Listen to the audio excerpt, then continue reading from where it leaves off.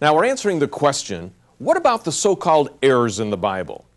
If we seriously consider the notion that the Bible came from God, and God always tells the truth and cannot err in anything He tells us, then logically the Bible cannot have errors in it. Dr. Geisler is listing and explaining 17 mistakes that the critics usually make when they accuse the Bible of containing errors. Here are the next few. Here's another mistake that critics make. They base teachings on obscure passages. The Mormons run across a verse in 1 Corinthians 15, else what shall they do which are baptized for the dead? It's an obscure passage, it's mentioned only once.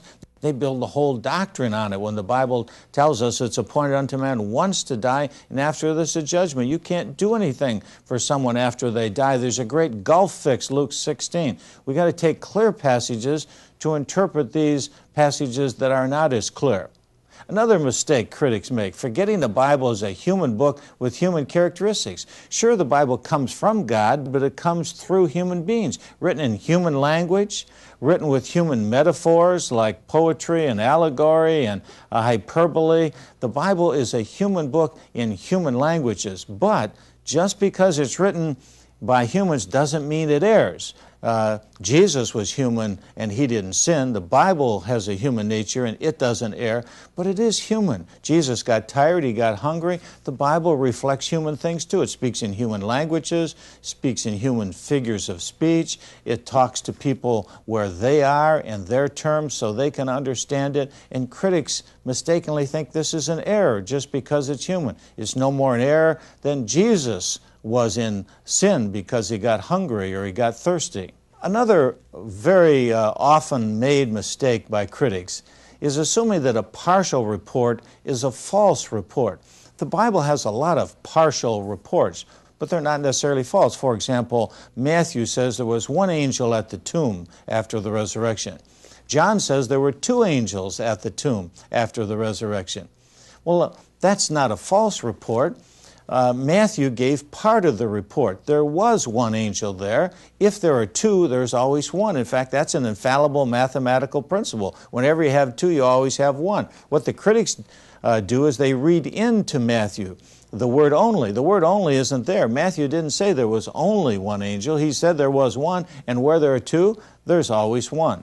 Now notice what we're doing. We're saying the Bible doesn't have any errors. The critics have errors. They mistakenly view the Bible in different ways and then assume that the Bible was mistaken.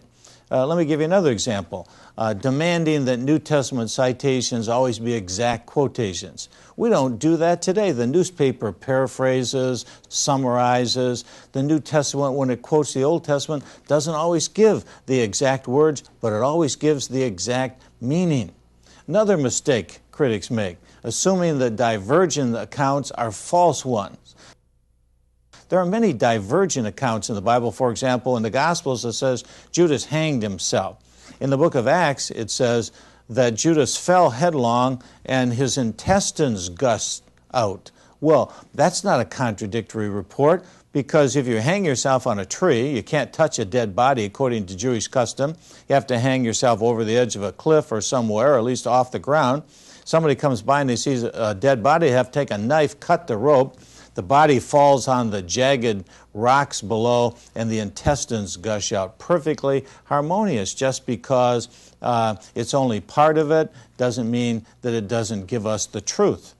Another error the critics make, presuming the Bible approves of everything it records. I mean, there are some pretty gross stories, as my teenager used to tell me, in the Bible, sticking a knife in Ehud and the blubber coming out over it, chopping up a woman in 12 pieces and sending one to every tribe of Israel. These are some pretty horrible stories. But the Bible doesn't approve of them. David's sin is recorded in the Bible, but it doesn't approve of his sin. In fact, he confessed it in Psalm 51, and God forgave it in Psalm 32.